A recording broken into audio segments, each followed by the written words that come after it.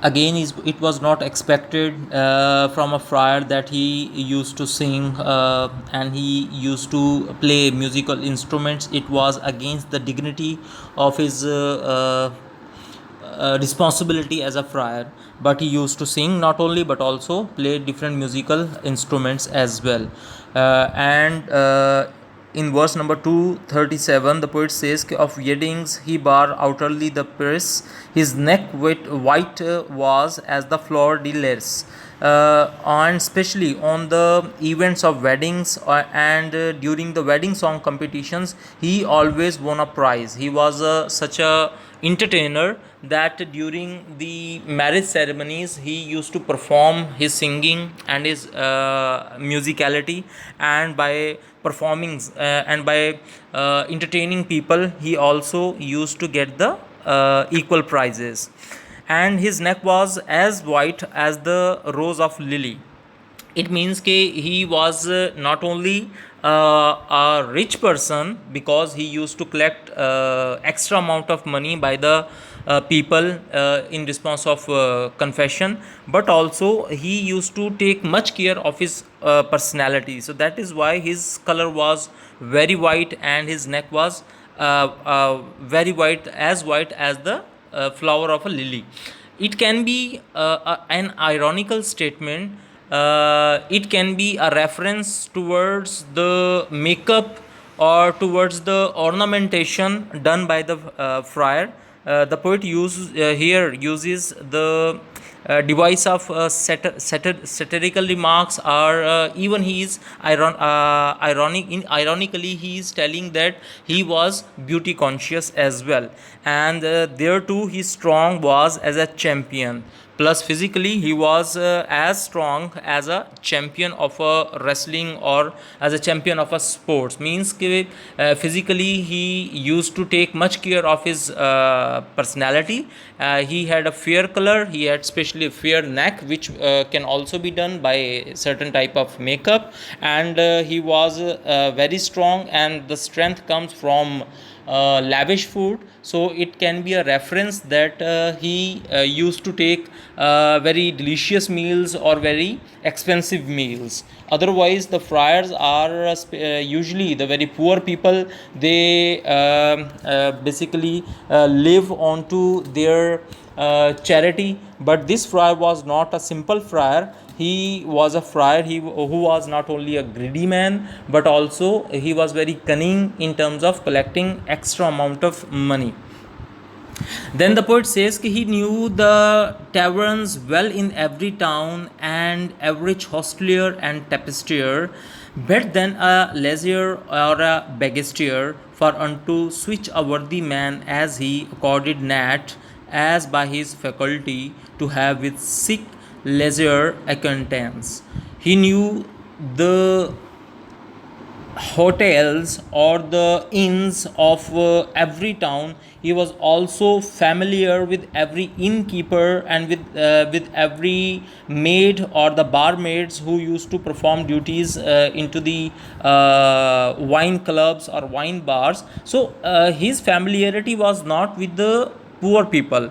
In the previous verses, the poet also mentioned that he had the familiarity or relationship with the rich people of the community.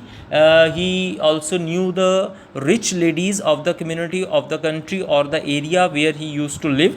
But also he had very good connections, very good relations with the innkeepers or the barmaids or the ladies who used to work into the wine bars.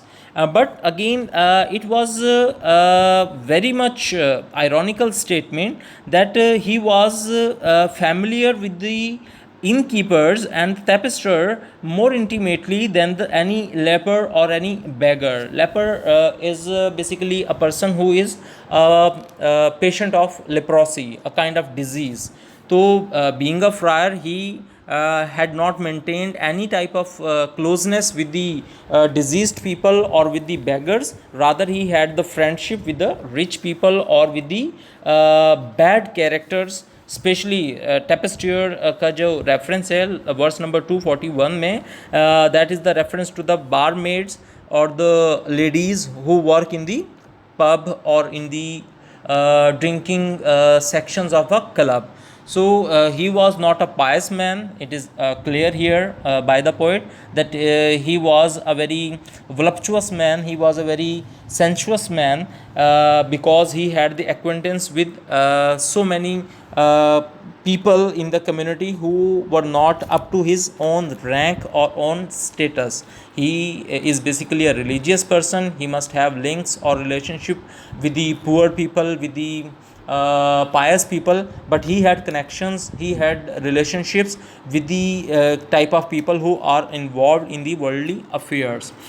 Then again he had his own explanation for this, because in verse number 243 the poet says, for unto switch a worthy man as he, according not as by his faculty to have with seek leisures acquaintance. Okay, he was such a worthy man, he considered himself such a dignified person that he thought that he must not keep relationship with the sick lepers or with the poor people. He considered himself as a high status person. That is why he maintained relationship with only the people of the higher society or the higher community, and he had no direct relationship with the patients, lepers, or the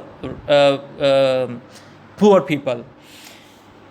It is not honest, it may not advance for to dealing with no switch Purell again, penniless people, poor people. According to Friar, he thought that it was not honest for him to be having such close relationships with the diseased or with the poor people. So he was very status conscious.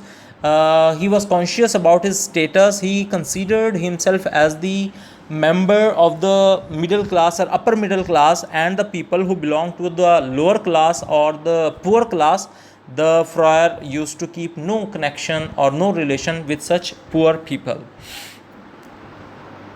And overall there as prophet soul arise, courteous he was and lowly of service. And above all, wherever he foresaw he expects some more profit, he became more courteous, more lowly, more serviceable, and more wise. So his own parameter and single yardstick of judging people was just the extra money, extra amount of money, and his own personal profits. So he used to assess people by their wealth, that how much money anyone can give to him and how much charity anyone can offer to him. That was the only yardstick for the friar to respect people and to give value to the people. So there was no man nowhere so virtuous. He was the best beggar in his house. Verse number 251 and 252. The poet basically referring towards his virtuousness, the fake virtuousness, that he considered himself such a virtuous, such a noble man, noble person, that there was no such a big best beggar in his own territory. He was a type of person who used to exercise his voluptuous language, his entertaining nature, and because of his extra traits, worldly traits, he used to get extra money. So that is why the poet is ironically saying him the best beggar in his country or in his territory.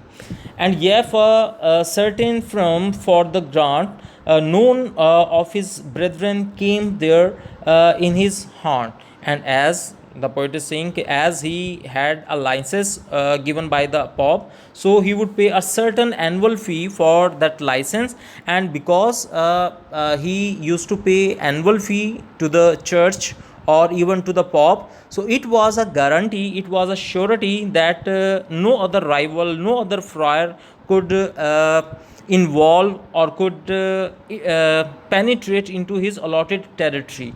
Means to say कि annual fee is basically a kind of ironical statement by the poet, that the annual fee was again a kind of bribe. It was a kind of bribe, एक तरह की रिश्वत थी जो ये fryer ऊपर के लोगों को देता था, चर्च की एक्स्ट्रा अपर अथॉरिटीज़ को दिया करता था. For what purpose? For this purpose that no other friar could interfere into his territory, कि कि जैसे आप लोगों को पता नहीं, आइडिया है कि नहीं, कि आजकल हमारी सोसाइटी में भी जो ये बेगर्स होते हैं ये पूरा एक माफिया है, और इन्होंने टेरिटरीज़, इन्होंने इलाके आपस में बांटे होते हैं।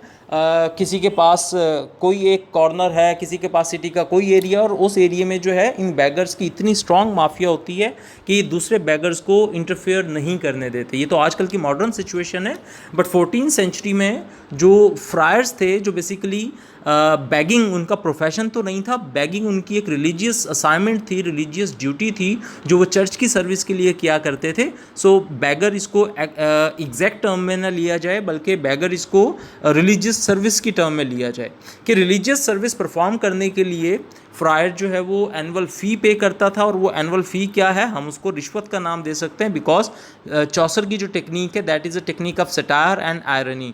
तो चौसर के हर वर्ड से डबल मीनिंग एक्सट्रैक्ट किए जा सकते हैं, कि चौसर अपने कैरेक्टर के बारे में जो कुछ भी कह रहा है बेसिकली वो उसको सेटराइज करने के लिए अपनी एज की जो ईवल प्रैक्टिसेस हैं by the religious people specially, बाकी कैरेक्टर्स की भी उसने ईवल प्रैक्टिसेस हाईलाइट की हैं, but the main target of his criticism were the people belonging to the church and the religious territory or the periphery.